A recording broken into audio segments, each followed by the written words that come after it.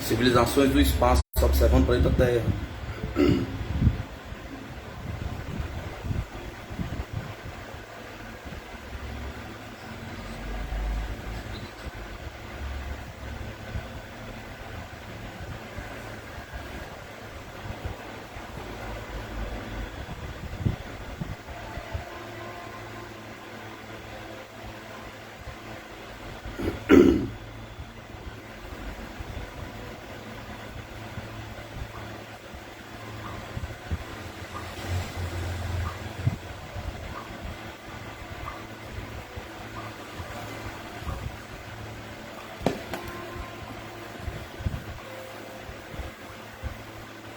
Caso Maurício Ramos. Maurício Ramos Beta estava hospedado. Maurício Ramos Bessa estava hospedado na casa de um colono da fazenda Guaraná, a légua e meio de Santana dos Montes, estado de Minas Gerais, no dia 12 de janeiro de 1953. Foi o lugar ele fazer umas compras e na volta, depois de andar meia légua, tomou um atalho para a fazenda. Ao passar por um estábulo perto de uma plantação de eucaliptos, viu um objeto luminoso que o deixou surpreso, mas continuou andando. Em virtude dos acidentes do terreno, perdeu de vista. Meia hora depois tornou a ver a coisa, agora a 6 metros de distância.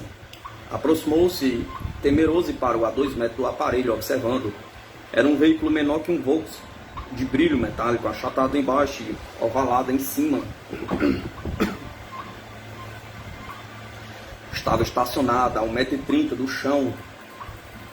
De repente apareceu um vão quadrado e uma porta deslizou para cima. Pela abertura pularam ao chão 2 pessoas. Um terceiro tripulante ficou dentro do aparelho, imóvel, olhando para fora. Era de baixa estatura, teria de 1,30 m ou no máximo 1,40 m de altura. O traje que usava parecia inteirice, era cor de chumbo, brilhante como metal. Cobria também a cabeça, apresentando apenas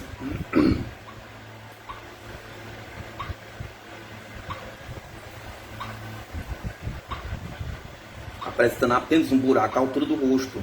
Trazia uma bola brilhante na ponta dos pés, em cima dos sapatos, na altura do peito, um retângulo brilhante. A cabeça parecia mais achatada em relação à nossa. Um deles tinha na mão um cilindro de uns 12 a 14 centímetros de comprimento, por 3 e 4 de largura, que fincou no chão, retirando-o em seguida. Então aquele instrumento encurtou-se e arredondou-se até caber todo na mão do homem que o segurava. Antes, quando se aproximava da nave, Maurício começou a sentir dor de cabeça, que foi aumentando, tornando-se quase insuportável. Por último, a dor estava tão forte que ele não pôde ver a porta fechando-se. O disco voador partiu. A última cena que conseguiu distinguir, já com dificuldade, foi os 2 tripulantes recuarem até a nave e entrarem mansamente. Quando cessou a pressão de cabeça, o que se deu repentinamente, não mais havia. Foi ver então um buraco que o instrumento fizera no solo. Tinha uma profundidade de 5 centímetros de diâmetro. Não havia pegadas dos homenzinhos na terra seca. O caso dos tripulantes pede carona. Eles eram 4: James, Luiz, Walter e Osmar. Todos estudavam no Colégio São João, em Aquaí, na noite de 19 de novembro de 1969, viajavam juntos num Volks em direção à cidade de Pirassununga, no estado de São Paulo. Quando cerca das 23 horas, ao entrar numa reta de 5 km, divisaram ao longe, na outra extremidade, um foco de luz. Pensaram ser um carro trafegando em sentido contrário, mas a luz demorou em demasia para se aproximar e parecia estar no ar, uns 40 metros de altura, e igual distância do carro. É um disco voador, olhem, lá vem ele, disse Luiz, que estava no volante. Prosseguiram, chegaram ao fim de uma descida na rodovia e o início de uma subida. Luiz parou o carro e, com faróis dirigidos para cima em virtude da elevação da estrada, apagou e acenando repentinamente as luzes. Estes sinais foram inteligentemente respondidos, porquanto aquele foco de luz repetiu os sinais o mesmo número de vezes, embora em cadência mais lenta. A ocorrência gerou certo nervosismo do homem que estava dirigindo e que por isso passou o volante a Osmar, que tomando Posição, consultou os companheiros. Siga em frente ou volto? Perguntou. Vamos para a frente, retrucou Jaime. Pouco depois passavam pelo ponto da estrada sobre a qual deveria ter estado a luz momento antes.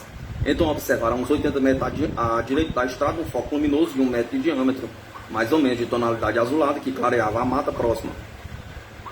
Dos 4, Luiz era o mais nervoso e pediu repentinamente para o companheiro acelerar o carro. O carro não dá mais, explicava Osmar, que já havia passado da terceira marcha para a segunda e estava com o pé na tábua. Assim, com alguns rezando e todos assustados, passaram lentamente em frente ao objeto, mais ou menos a 1 quilômetro da fazenda de Fernando Costa, que se localizava em pequena depressão do terreno à esquerda da rodovia. Logo depois, o automóvel começou a desenvolver velocidade, funcionando normalmente.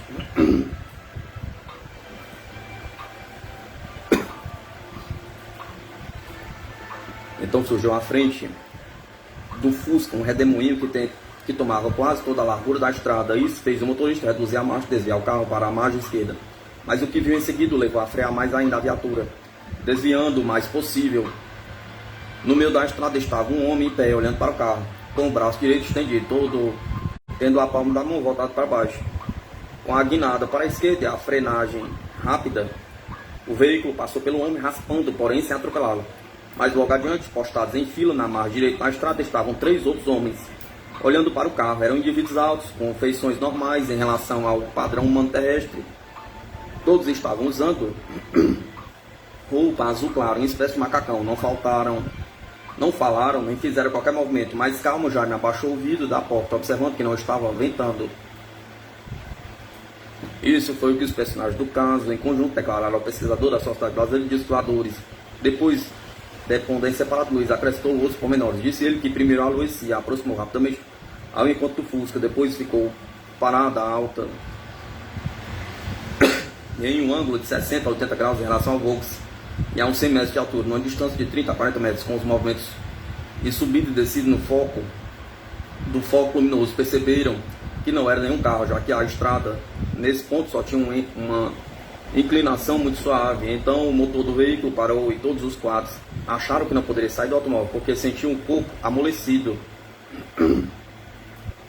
Ficaram assim de 5 a 10 minutos, quando a luz passou por trás do carro em voo rasante, clareando toda a estrada. Seguindo em frente, a luz ficou a uma distância de aproximadamente 1 quilômetro e apresentava o tamanho aparente de uma roda de Volks quando se apagou. Foi então que Luiz, muito nervoso, trocou de lugar com Osmar, que passou para o volante. O motor entrou de novo em funcionamento, mas o carro não desenvolveu a velocidade normal.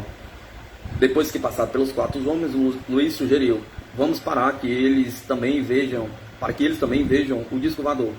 Mas seus companheiros ainda estavam amedrontados e preferiram seguir o mais depressa possível para Pirassununga. Luta livre em Bauru. Em entrevista concedida à Sociedade Brasileira de Estudadores no dia 15 de dezembro de 1968, o senhor Daildo de Oliveira, funcionário da Companhia Elétrica do Estado de São Paulo, subestação de Bauru, relatou pormenorizadamente a aventura que teve com 3 tripulantes no disco voador na madrugada de 23 de junho do mesmo ano. Eu estava trabalhando na empresa há apenas 15 dias.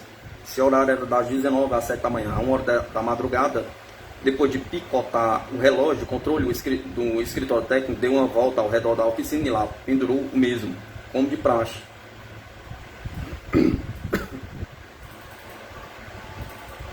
Nesse momento notou a uns 70 metros do barranco, atrás do escritório, um vulto de homem, iluminado pelas lâmpadas da vizinhança. Agachou-se para observar melhor, sem ser visto, e pensou na maneira mais fácil de interceptar aquele indivíduo.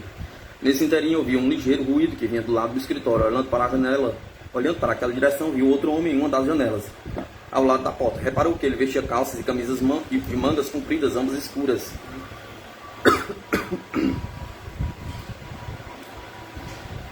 Raciocinando rápido, entrou na oficina e muniu-se de um conduíte, de um pedaço de pau de pouco mais de 1000 metros, evitando fazer qualquer ruído. Acercou-se do estranho, que lhe pareceu estar olhando pela vidraça o interior do escritório, e vibrou-lhe com um pedaço de madeira 2 violentos golpes, os quais, apesar de lançados com força e destreza, foram desviados com movimentos rápidos pelo homem, indo atingir a madeira do lado que ficou marcado pelo azorrague, e que o indivíduo só aparentemente estava de costas, mas realmente de frente, com a cabeça e rosto tudo encapuzado. Agarrou-se ao vigia, pronunciando uns grunhidos, e ambos entraram numa luta corporal, rolando pelo chão.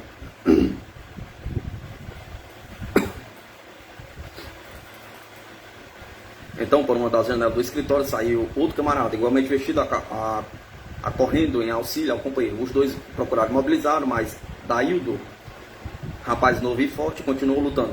Daí a pouco chegou um terceiro homem, talvez aquele que ele vira num barranco. Este não usava capacete, ao contrário dos outros, trajava roupa clara.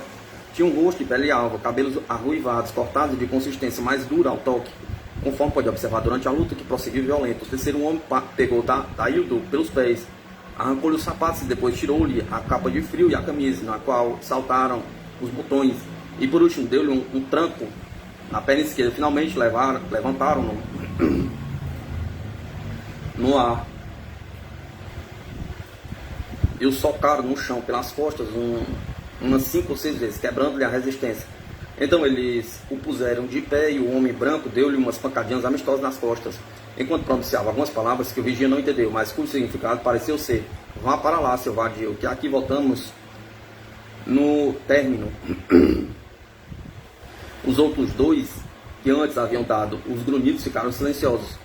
Daildo afastou-se cautelosamente em direção à escada, olhando sempre para trás, pensando em chamar Antônio, outro vigia, que devia estar no escritório administrativo. Ouvindo, entretanto, um barulho com o bater de uma porta de automóvel, olhou e viu um vulto de um objeto com a forma de um furgão Volks, tendo, porém, uma base de uns 10 metros, mais ou menos. Aquilo elevou-se no ar, emitindo estranho ruído, acompanhado de uma pressão de ar. Foi até um transformador de baixa tensão, de onde recuou. Subiu um pouco para passar por cima da rede de alta tensão, em novo zigue-zague, partindo depois uma cidade vizinha, Linz. Só então foi que Daildo pensou tratar de um disco voador e seus tripulantes. Os dois vigias a seguir inspecionaram o local da luta e verificaram que o cascalho estava revirado, espalhado pela grama. Encontraram a camisa, os botões que lhe foram arrancados, a capa de inverno e a lanterna caída do bolso da calça de Daildo e que não foram usadas por estar com as pilhas esgotadas. Os sapatos foram encontrados a 20 metros do local. 2 janelas do escritório estavam abertas. Pela manhã, quando os engenheiros chegaram, foi constatado que nada faltava no escritório, mas havia sinais estranhos de mãos em um dos arquivos. O fato foi levado ao conhecimento da delegacia de polícia, Dr. Oswaldo Sena. 2 dias depois, as autoridades militares de Bauru inteiraram-se da ocorrência e examinaram o local. O senhor Daildo de Oliveira foi entrevistado por elementos da aeronáutica, pelo repórter S do TV Canal 4 de São Paulo, com vários jornais do país. O caso de Turíbio Pereira. No dia 2 de outubro de 1968, Turíbio Pereira, motorista da Prefeitura de Lins, estado de São Paulo, saiu de casa bem cedo para continuar seu trabalho de rebaixamento de um barranco que ficava na continuação da Avenida da Saudade, a 500 metros das últimas casas do bairro de São João, onde morava. Às 6h20, chegando silenciosamente ao local onde estava a máquina, com uma ponta encostada no barranco alto, subiu na esteira direita, na tração, inclinou-se um pouco para frente, puxando a vareta de óleo do diferencial para seu controle. Foi então que viu um pequeno e estranho homem de 1,50 m de altura, examinando o motor da máquina. Ele estava de cócoras na plataforma de um objeto do tamanho de um carmanguia, entre o barranco e a máquina de Turíbio, fora do ângulo de visão de que viesse pela estrada, sentando na mesma plataforma. Mas ao lado encontravam-se 2 outros indivíduos idênticos ao primeiro. Usavam uma espécie de túnica azul radiante, de mangas compridas que cobria a cabeça, braços e bustos. Uma outra túnica de vermelho brilhante, como jamais tinha visto, cobria o tronco até a altura dos joelhos. Suas dobras caíam naturalmente, enquanto que a túnica azul ondulada se movimentava, embora não houvesse vento. Nos pés usavam sandálias amarradas por cordéis que subiam até os joelhos. A parte visível do rosto mostrava feições finas, mas todos eles tinham a mesma aparência. Eram mais parecidos uns com os outros do que as minhas 2 filhas gêmeas, completou Turíbio. Um dos homenzinhos apontou para o motorista uma arma pequena, de cano grosso e cabo em ângulo reto e disparou um raio de luz que o atingiu no peito, imobilizando. Esse raio tinha um movimento contínuo de ida e volta, ora aumentando até o máximo, ora diminuindo até o completo desaparecimento. Embora paralisado, ele estava consciente, observando tudo que se passava à sua frente através da cobertura transparente do veículo. Notou uma quarta pessoa num dos quatro banquinhos sem encosto dentro da nave. Estavam sentados em frente a uma caixinha na qual tamborilavam com os dedos de ambas as mãos, sempre com os olhos fixos no motorista durante todo o tempo, cerca de 1 minuto e meio. Um dos que estava na plataforma recolheu terra do barranco por meio de uma conchinha cor de alumínio. Seus movimentos eram serenos, sem nenhuma pressa. Como filme em câmera lenta. Terminada essa operação, os dois que estavam sentados se levantaram e entraram no disco voador. O outro interrompeu a ação da arma e também se recolheu ao aparelho. Então a plataforma dobrou-se para cima, até encontrar-se no casco, deixando ver o bojo na parte inferior. O objeto que flutuava a uns 5 centímetros do chão elevou-se no ar, desapareceu em alta velocidade. Um pouco aliviado da terrível pressão no peito, quase insuportável, provocado pelo raio de luz, Turíbio desceu com dificuldades e saiu em busca de auxílio, mas não podia correr no estado de fraqueza em que se encontrava. Daí a pouco passou o caminhão do Ismael, que o levou até a prefeitura, onde todos os que viram estranhamente sua palidez de defunto e suas fundas olheiras. Relatando o caso ao seu chefe, este o mandou de volta ao trabalho. Na volta por sua casa, onde entrou chorando, segundo declarou sua esposa. Meia hora depois, o prefeito da cidade levou-lhe no local calmantes e leite, animando a reassumir o trabalho para ajudar a esquecer a ocorrência. À tarde, às 14 horas, por ordem do delegado de polícia, a pedido da aeronáutica, foi levado para uma fazenda e permaneceu isolado do público durante 3 dias. Tomava calmantes para os nervos e soníferos para poder conciliar o sono. Nos dias 18 que seguiram ao episódio, Turíbio emagreceu muito, perdendo 13 quilos, o que ele atribui à falta de apetite. 11 semanas depois, quando entrevistado pela Sociedade Brasileira de Salvador, já havia recuperado 5 quilos, mas ainda sentia formigamento na parte posterior do flanco esquerdo. Por último, declarou que desde então tem um certo receio de relâmpagos que o enervam tremendamente. A reconstituição do desenho de Turíbio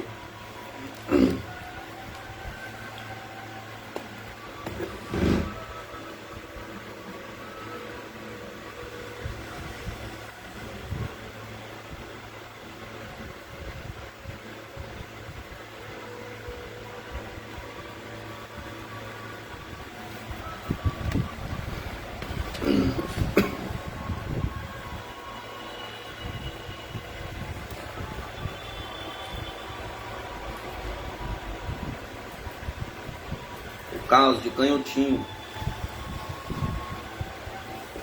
José Camilo Filho, um alagoano forte e corpulento, mora em Canhotinho, no estado de Pernambuco, e trabalha na oficina mecânica da cidade. A mecânica central, tendo ficado surda aos 19 anos de idade, José Camilo não escuta, mas conversa, lendo os lábios das pessoas que lhe falam.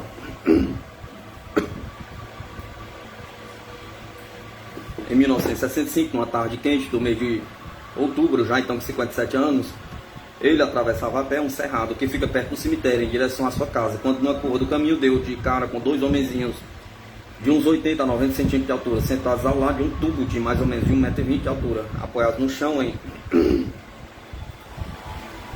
uma das extremidades. Quando viram aquele homenzarrão que seguia em sua direção, os pigmeus se levantaram de um pulo, com os olhos arregalados, e movimentaram-se rapidamente, de maneira desordenada, colidiram um com o outro. Um deles, o que parecia mais idoso, pegou o cilindro com incrível facilidade, o que fez supor que o tubo era o que estava vazio. O outro homenzinho, que havia dado um pulo de 1,5 m para trás, apontou para o mecânico um canudo de uns 50 centímetros de comprimento, que momentos antes trazia entre o seu corpo e o braço esquerdo. Entretanto, Camilo, receando a ameaça do pequenino, correu à frente, passou por eles, parando bem mais adiante. Depois refletiu e resolveu retroceder para observar melhor aquela gente miúda, mas não encontrou ninguém. Não viu mais nada. Talvez, pensou, eles se tenham embrenhado na vegetação espessa circundante. Em entrevista ao pesquisador da Sociedade Brasileira de Estudadores, José Camilo Filho esclareceu que os pequeninos tinham a forma humana, embora apresentasse a cabeça e os olhos maiores, grandes demais em relação ao tamanho do corpo. Tinha um cabelo branco, mas um deles usava boné com pala na frente. A fisionomia era semelhante à de japonês, com as faces queimadas e enrugadas, como se fossem velhos.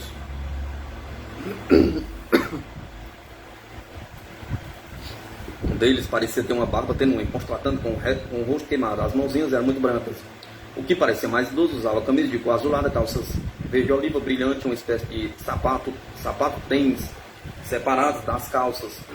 Na altura do peito, uma faixa muito colorida no ombro, de ombro a ombro, que brilhava com a luz de um arco voltátil, tão forte que quase não podia ser fitado. Os pés e os braços eram muito pequenos. A Sociedade Brasileira de Estudadores constatou que, naquela tarde, mesmo o senhor Oscar Paz, na fazenda Cambuim, a 6 km da norte, a senhora limpava na cidade, haviam visto um objeto cruzar o céu de canhotinho.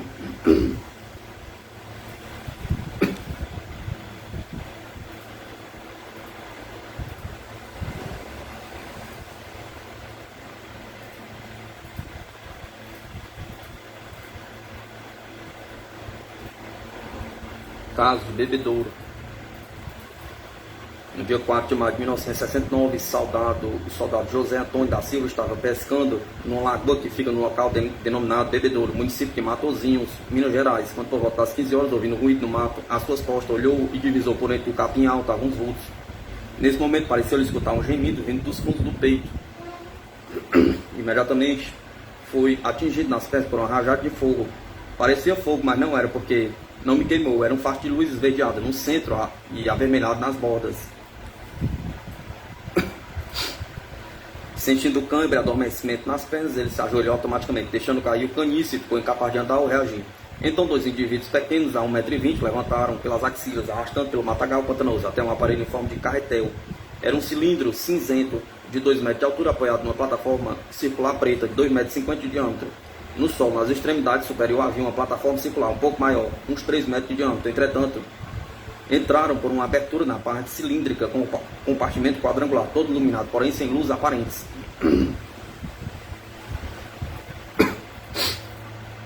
Os tripulantes vestiam uma roupa clara, brilhante, cheia de gomas nas articulações dos joelhos e cotovelos, cobrindo a cabeça um capacete de cor cinza tosca, fosca, com um alumínio sem brilho, redondo na parte de trás e esquinado na frente, ampliando-se a partir da testa, exceto ao nível do nariz, onde havia a saliência correspondente.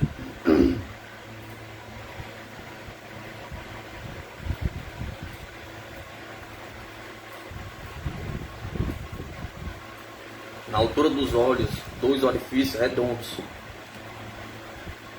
aparentemente rígida. Essa máscara descia larga sobre os ombros e não tinha conexão com o vestuário. Na parte inferior saía um tubo semelhante a plástico que passava sobre o peito e sobre as axilas, terminava num pequeno bujão fixado nas costas. Era grande o contraste entre os tripulantes e José Antônio, que vestia apenas um calção curto de camurça amarela, com um grande rosário enrolado na cintura e um gorro de meia de mulher na cabeça, coberto por outro, de malha preta. Dentro da estranha nave, os homenzinhos sentaram o soldado no banco público, sem pernas, e colocaram à sua cabeça um capacete idêntico aos que usavam. Também esse capuz saía no tubo, mas ele não ficou sabendo se lhe adaptaram um bujão às costas. Pensa que talvez este estivesse atrás do banco, mas não percebeu. Sentando-se cada um de um lado no mesmo banco, os dois estranhos seres amarraram-lhe os pés, depois a cintura com um material ressecado, áspero. Depois amarraram-se a si próprios. Então entrou outro tripulante, sentando-se à sua frente, no banco isolado. E após prender-se, iniciou-se uma alavanca, acionou uma alavanca e a nave decolou, acelerando-se imediatamente. Logo após a decolagem, os tripulantes começaram a falar animadamente em idioma ininteligível. À medida que o aparelho subia, a respiração dos soldados se fazia mais difícil. A certa altura, além do abatimento normal, sentiu o organismo cansado, quase paralisado. Sua posição foi se tornando cada vez mais incômoda devido, talvez, à dureza do banco, ao adormecimento das pernas e ao peso do capacete, cujas quinas machucavam-lhe os ombros e a nuca. Já lhe parecia que a viagem não teria fim quando a nave apoiou-se em algum lugar e parou. Os homenzinhos se desamarraram e também a ele, mas vedaram-lhe os orifícios da máscara, de maneira que agora ele só podia escutar. Depois pegaram-no pelas axilas e arrastaram até algum lugar, sentando num banco sem encosto. Só então abriram os orifícios de sua máscara. Através destes, viu que estava num grande salão, à sua frente, olhando um indivíduo sem máscara e sem uniforme de voo. Conversava alegremente com os três tripulantes, que retiravam seus capacetes. Todos tinham cabelos longos, ondulados e avermelhados, barba espessa e comprida, chegando até o abdômen, pele clara, olhos arredondados, grandes, de cor verde amarelado, com esclerótica, mais escuro do que a pele, pupilas bem escuras, sobrancelhas grossas, nariz afilado e comprido, orelhas grandes, despontadas, e a parte superior, a boca larga, parecendo boca de peixe. Seu ângulo de visão era muito pequeno, mas forçando a posição, viu ao lado, num estrado enfileirado, um decúbito dorsal desnudo, 4 homens, pareciam mortos. 2 deles eram robustos, sendo um preto e outro claro. Os outros 2 eram franzinos e brancos. Acima desse estrado, viam-se desenhos coloridos de seres e coisas da terra, animais, casas, cidade, árvores, automóveis, caminhões, aviões. Por meio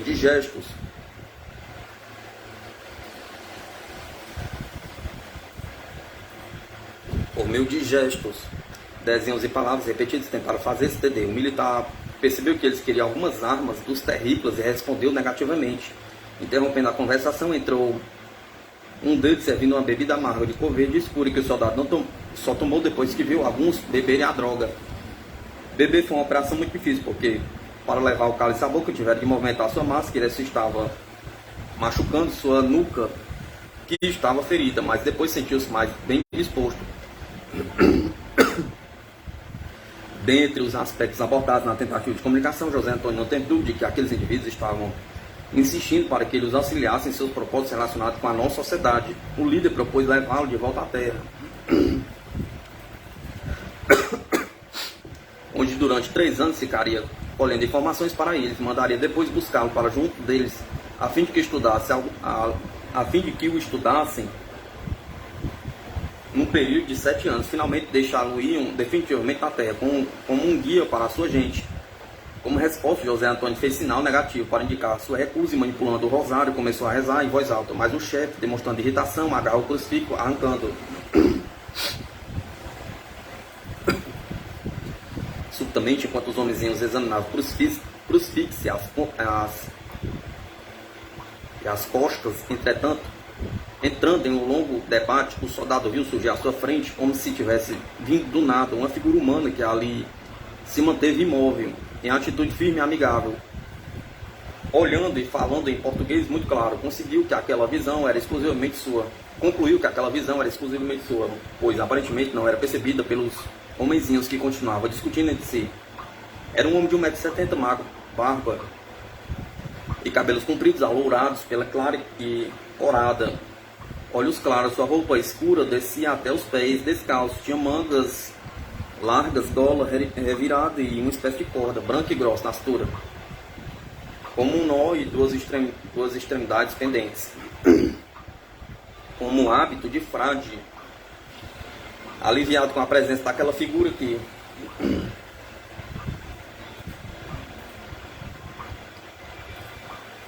identificou-se como uma pessoa boa, um dos nossos, animou-se muito, mas com as revelações de caráter secreto oriundas daquela visão.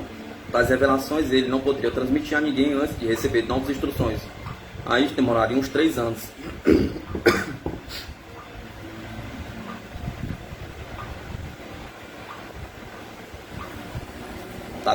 Da mesma forma que surgiu, o individual desaparecia e os homenzinhos continuavam sempre mais irritados. O líder falou com os guardas e a estes vedaram os orifícios da máscara de José Antônio, preparando para a viagem de volta, que ocorreu nas mesmas condições de subida. Foi deixado sobre uma pequena pedreira ao lado de um córrego. Ali permaneceu cerca de 1 hora, num estado de semiconsciência, só melhorando nas primeiras horas do dia. Estranhando a paisagem, começou a caminhar trópico e confuso até ser encontrado numa rodovia por um transeunte, soube que estava a 32 km de Vitória.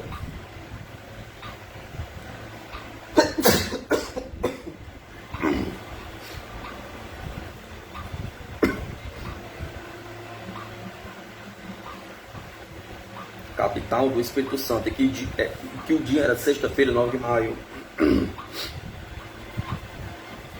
Caminhou com dificuldade, a perna direita estava inchada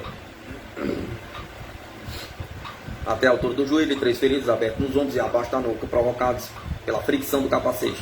Doía bastante, aceitou carona que o deixou perto da cidade de Colatina. Ao chegar à estação ferroviária Vitória, Minas, enquanto aguardava o trem, pelo que soube, demoraria muito, conversou com um agente, o qual, impressionado, levou a sua residência ali perto, apresentando a família, oferecendo um lanche. Às 7h25 desembarcou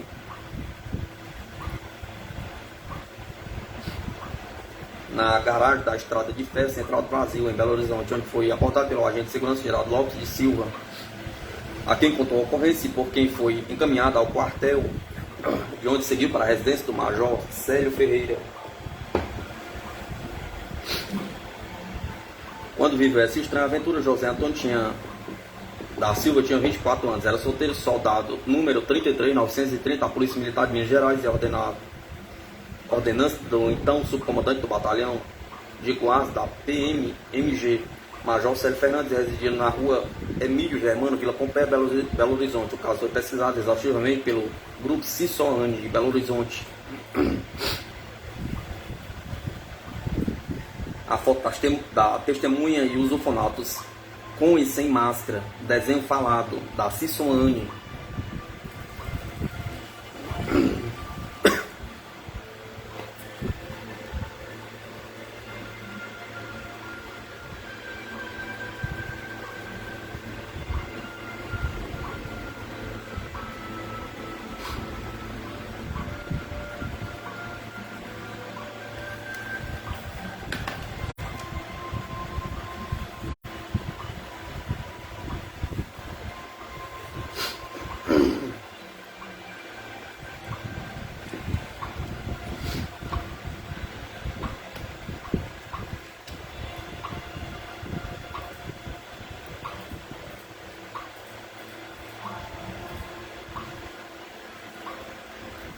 Tripulantes atacam em Pirassununga.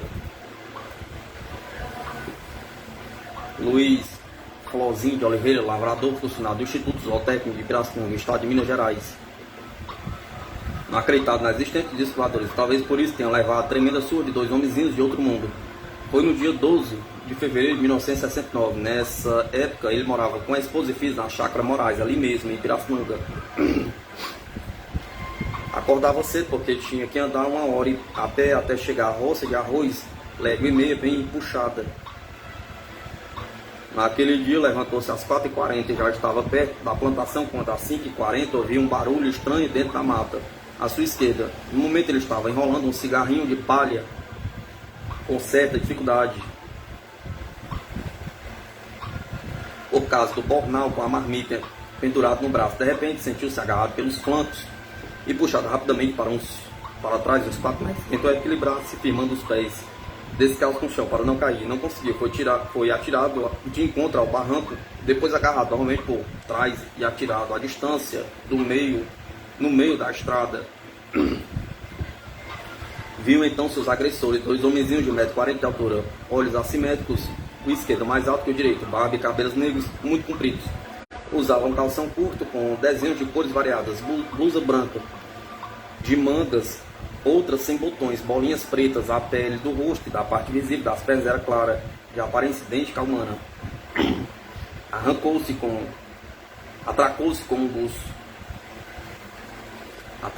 um deles, rolando junto pelo chão umas 6 vezes. Durante a luta eles falavam entre si numa linguagem incompreensível. Deram-lhe 3 socos na orelha e ele não conseguiu acertar nenhum. Os baixinhos eram extremamente ágeis e tinham muita força. Vendo que não poderiam vencê-los na raça, Flauzinho levantou-se ofegante, aplicou-lhes uma boa rasteira, derrubando os 2 de uma só vez, um sobre o outro, sobrepostos. Os pigmeus se levantaram e disse um ao outro em português: "Vamos embora, com este nós não podemos." E entraram no mato sem muita pressa, passado o primeiro susto. O lavrador dispôs-se a persegui-los. "Eu queria pegá-los e amarrá-los um ao outro pelos cabelos", disse ao pesquisador da Sociedade Brasileira de Discos Voadores. Mas, ao passo que os dois se distanciavam calmamente, Flozinho não conseguia alcançá-los, mesmo correndo, pois o emaranhado de cipó dificultava a caminhada. No entanto, os baixinhos caminhavam com a maior facilidade e não romperam o cipó nenhuma vez sequer. Outro pormenor que o deixou intrigado foi a atitude do seu cão, de nome Nervoso, um cachorro inteligente e obediente, antes de dar a rasteira dos pequeninos. O lavrador gritara: "Pega, Nervoso!" O cão atendeu, rosnou e avançou contra os homenzinhos, mas antes de os atingir, rolou pelo chão, uivando e grunhindo. Depois que os flasqueiros foram embora, o Nervoso continuou a rolar no chão, embora sem grunhir ou uivar. Só depois que Luiz Flauzinho apanhou a marmita que havia caído durante a luta, foi que o animal se acalmou, ficando em pé com dificuldade, como se estivesse tonto. Dava uns passos e parava. Diante disso, seu dono deixou e seguiu o caminho para o trabalho. 2 quilômetros adiante, Nervoso o alcançou, mas ainda meio tontão. Antes de chegar ao pontinho, encontrou seu chefe, senhor Valdir Couto, na estrada. Este o mandou voltar à cidade e dar parte na delegacia de polícia. A meio caminho foi alcançado pelo Dr. Cláudio, que já estava inteirado do assunto e convidou a subir na perua que dirigia. Na delegacia, contou o ocorrido em companhia do Dr. Cláudio, de 5 policiais. Voltou ao local onde encontraram vestígios da luta. Os policiais não conseguiram entrar no mato, mas Flauzinho saiu antes das 5 horas e só voltou para casa à noite, todo amolado, todo nervoso, com a orelha vermelha porque tinha levado uns tapas no ouvido.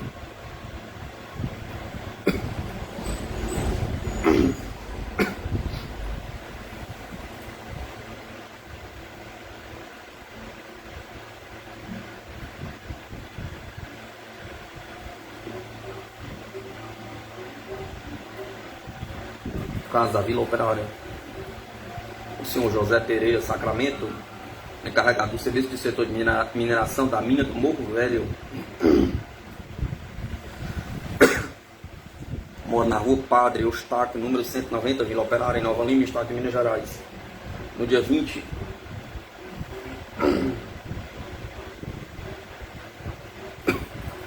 de maio de 1969, por volta das 1 hora da madrugada, despertou com ruído e imediatamente associou a uma lambreta que guardava num cômodo lateral. Desde a ocorrência de um furto de galinhas no seu quintal, ele passou a levantar-se à noite todas as vezes que houve algum barulho incomum. Desta vez, levantou-se apressado e se dirigiu para o lugar onde fica estacionado o veículo, mas verificou que a moto estava lá. Como a deixara, abriu a porta da rua e não viu ninguém. Em seguida, ouviu o latido de sua cadelinha Lise. No quintal, abriu a porta dos fundos, distinguiu o vulto branco do animal que estava agitado e quase simultaneamente notou no solo bem perto um reflexo luminoso.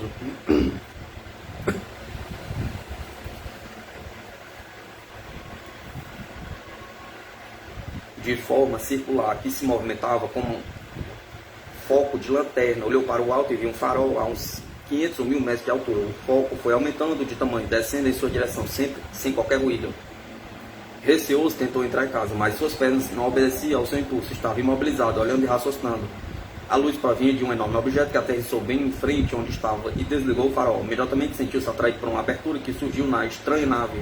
Tentou gritar, reagir, mas não tinha voz nem movimentos. Sem saber como, viu-se dentro de um estreito cômodo.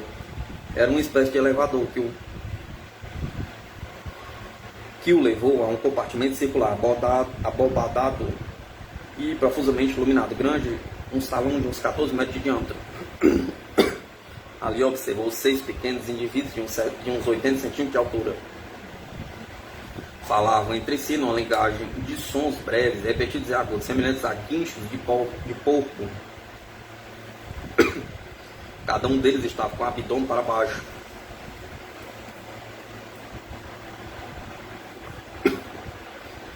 Dentro de uma espécie de tubo de cilindro de mais ou menos 1 metro de diâmetro por 40 centímetros de altura, e todos distribuídos em 2 fileiras, sendo 3 na frente e 3 atrás. Entre as 2 alas havia no piso uma passadeira que atravessava a sala pelo meio. Junto a cada cilindro e pouco acima da cabeça de cada homenzinho havia uma placa recurva com uma alavanca na extremidade esquerda. Os indivíduos eram todos iguais. A parte visível fora do cilindro estava totalmente coberta por um material fino, transparente, flexível com plástico. de cor creme clara, bem ajustada ao corpo, no pescoço, na cabeça grande, na parte correspondente aos olhos, a cobertura apresentava 2 orifícios estreitos, como olhos japonês. A altura de cada indivíduo havia também um orifício. Percebia-se a saliência do nariz bem comprida e a linha da boca aparentemente normal. Transcorrido 4 ou 5 minutos desde que entraram no compartimento, o senhor José Pereira viu um indivíduo que encabeçava a fileira esquerda levantar-se um braço em direção do painel, manipulando uma peça. Imediatamente a iluminação ambiente foi aumentando de intensidade, aumentando até que ele não pôde mais suportar, perdendo a consciência. Só recobrou o sentido às 6 horas da manhã ao ser acordado em seu leito pela esposa. Não soube quanto tempo esteve no aparelho, nem tem a mínima ideia de como voltou para casa e para a cama. Sua esposa viu levantar-se, mas não percebeu quando ele voltou. Logo ao acordar, ficou muito impressionado com a ocorrência, mas ainda ao notar que sentia dores no ombro esquerdo e que estava com os olhos vermelhos.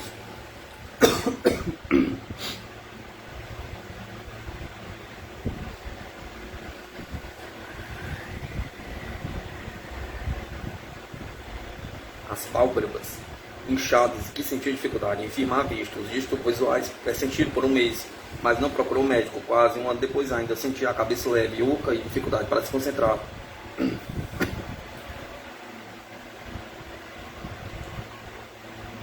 O caso da baleia, pesquisado meticulosa e detalhadamente pelo Cisoane de Belo Horizonte, Minas. O caso da baleia constitui um novo ângulo da série de contatos com o extraterrestre dentro do território nacional. Em síntese, é o seguinte: às 10h30 do dia 14 de setembro de 1967, o garoto Fábio J. Diniz, 16 anos de idade, saltou do ônibus baleia do ponto final da linha, na área do hospital do mesmo nome. Daí dirigiu-se a pé para o pavilhão mais afastado daquela casa de saúde, onde tentaria vender persianas metálicas.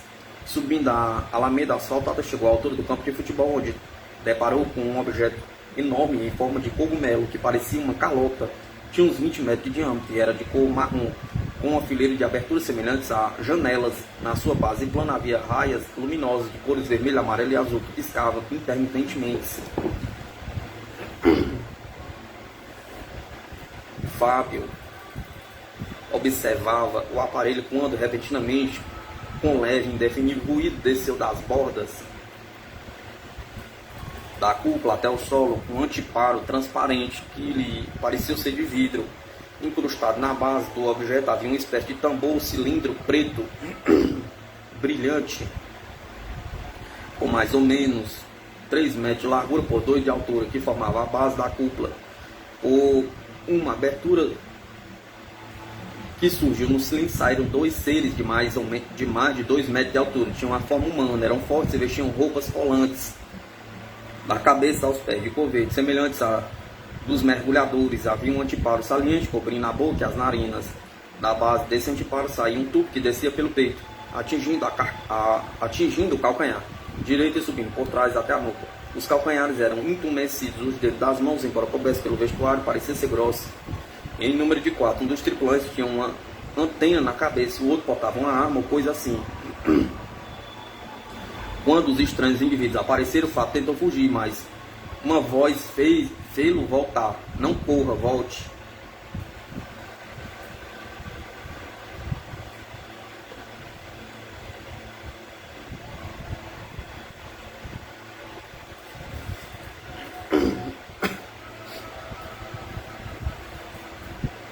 Chegando a 5 metros dos 2 homens, observou que o que estava armado deu uma volta completa em torno do cilindro, enquanto o outro, da antena na cabeça, lhe dizia: compareça aqui amanhã, neste mesmo horário, ao contrário, levaremos sua família. Em seguida entraram no cilindro, fechou-se a abertura, a cortina transparente recolheu-se, a gigantesca máquina decolou em voo oblíquo lentamente, subindo depois na vertical. Aterrorizado, o jovem voltou correndo para o ponto de ônibus, com a intenção de revelar à sua mãe a ameaça que a envolvia e que o angustiava. No interior do ônibus, refletiu com mais calma e resolveu procurar a polícia, chegando ao departamento de vigilância social cerca de 45 minutos após o incidente. Na manhã seguinte, pesquisadores do Cisoane acompanharam o garoto ao campo de futebol e ali Sob as vistas de 2 policiais civis, 2 elementos da Polícia Militar recolheram do local onde teria pousado o objeto pequenos grãos negros leves de forma irregular, desprendendo mau cheiro e pulverizando-se a pequena pressão, levada ao Instituto Central da Geociência da Universidade Federal de Minas Gerais. As substâncias foram analisadas pelo professor Edmar de Melo Araújo, que obteve o seguinte resultado: análise: maiores constituintes ferro, alumínio, magnésio, sílica, elementos traços, cobre, fósforo, zinco, cobalto, zircônio, níquel e titânio. O disco voador, segundo Crocs, feito pela própria testemunha.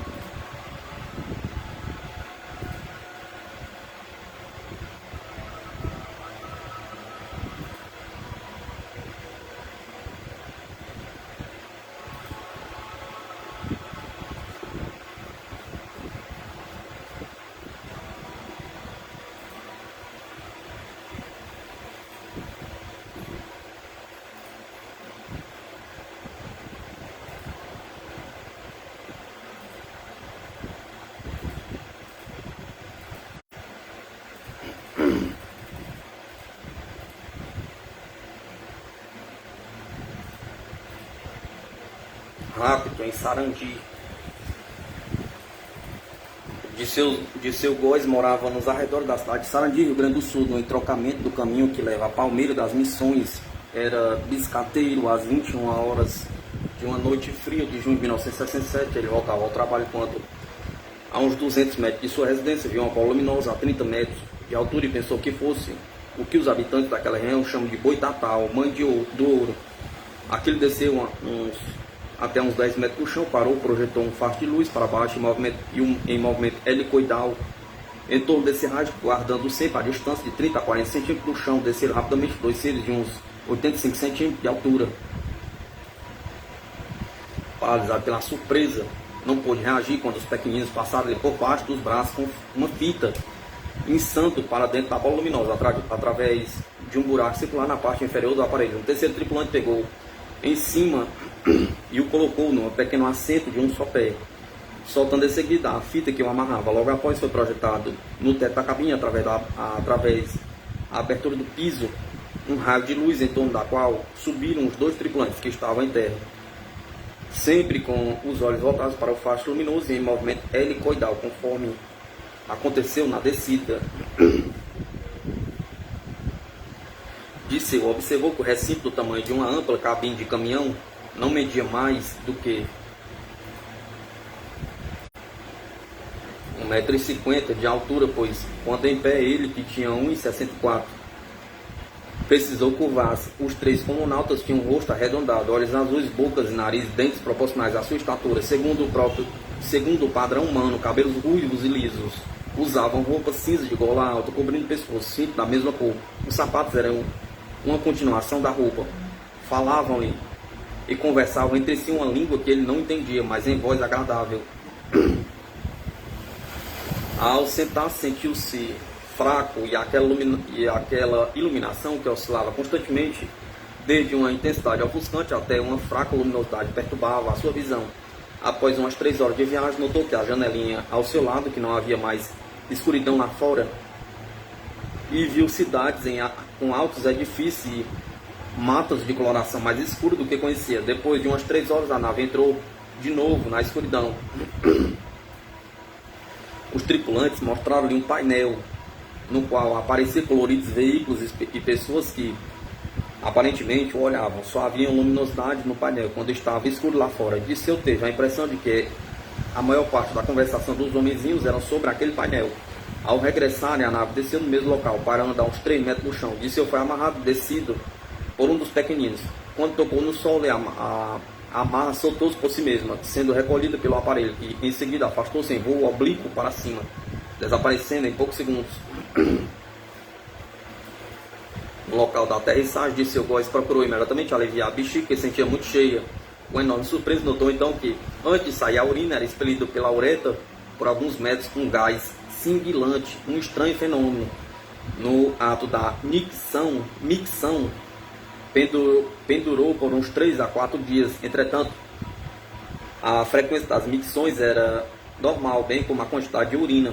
Como se sentia um pouco fraco das pernas, ao descer do disco, ficou sentado no chão uns 10 minutos para recuperar energias. Chegou em casa pouco depois das 5 horas da manhã, passou 5 dias acamado com forte disenteria. Nos próximos dias teve febre.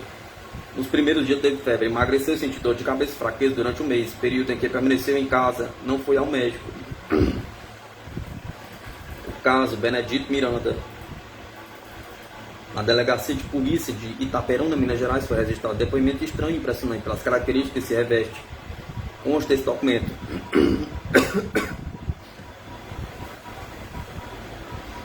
Consta nesse documento, tomado a termo pelo investigador de polícia Nilson Almeida Amorim, que na noite de 25 de setembro de 1971, às 2 horas da madrugada, compareceu o senhor Benedito Miranda, vulgo Badita, brasileiro casado, residente em Cataguases, a Rua Liberdade 248, comunicando que, ao regressar de Itaperuna para Cataguases, à altura da ponte Carangola, na BR-040, deparou com um objeto estranho de forma redonda no meio da estrada.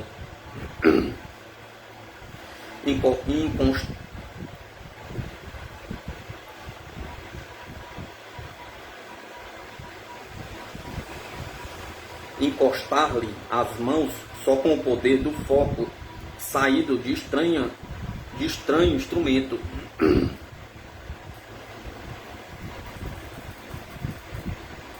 Essa não, peraí. No meio da estrada, impedindo de passar com seu veículo. Ao aproximar-se do referido objeto, viu sair do seu interior 2 homens de estatura pequena, medindo aproximadamente uns 30 centímetros de altura. A seguir, as referidas criaturas tiraram do cinto um instrumento comprido com a aparência de uma lanterna, do qual saiu um foco de luz de cor ora azul, ora avermelhada. Lançaram o foco em sua direção. Enquanto a luz atingiu o informante, este ficou suspenso no ar, como se fosse um passarinho. Quanto mais aumentava o referido foco, mais ele subia no ar. Chegando mesmo a atingir uns 50 metros de altura, sentiu-se totalmente paralisado, não podendo nem gritar por socorro. Ao se passarem uns 5 minutos, surgiu a claridade dos faróis de um carro na lombada, na direção das localidades de Retiro e Muriaé. Foi quando as referentes criaturas baixaram o foco lentamente em direção à viatura do informante e o colocaram no interior do seu carro, sem mesmo encostar-lhe as mãos, só com o poder do foco sair do estranho instrumento. Em seguida, entraram no objeto de forma redonda, que então voou a uma velocidade incalculável em direção ao céu. Disse o informante que levou uns 30 minutos para voltar ao estado normal, em virtude do grande susto que levou. Assinado Benedito Miranda. O que torna esse depoimento mais estranho é que o senhor Benedito Miranda não se recorda em absoluto de haver feito esta declaração, mas reconhece a assinatura como sua autêntica. Outro pormenor conturbador é que a sua residência não é a rua Estada, rua essa que o pesquisador da Sociedade Brasileira de Escovadores não conseguiu localizar. Na entrevista concedida em 2 de outubro de 1971, apenas 10 dias após a ocorrência, disse o entrevistado que se recordava somente do seguinte: no dia 24 do referido mês, entre as 23 horas e 40 minutos e 24 horas, parou seu carro na ponte sobre o rio Carangola, a 4 quilômetros de Itaperuna, para verificar um defeito na direção do alto, que parecia balançar. Abriu-se a porta e saiu. Apagou-se e perdeu a consciência, só voltando ao estado consciente às 6h30 da manhã, no dia 25, quando deu acordo de si. Estava sentado dentro do veículo, com as roupas sujas de terra escura, os olhos congestionados, ardendo, o corpo todo dolorido, principalmente o braço esquerdo, cuja mão estava entorpecida e formigando. Chegando em casa, constatou que esse braço apresentava também manchas e coloração roxa avermelhada na região do cotovelo. Não sabia o que ocorrera nesse longo lapso mental de mais de 6 horas.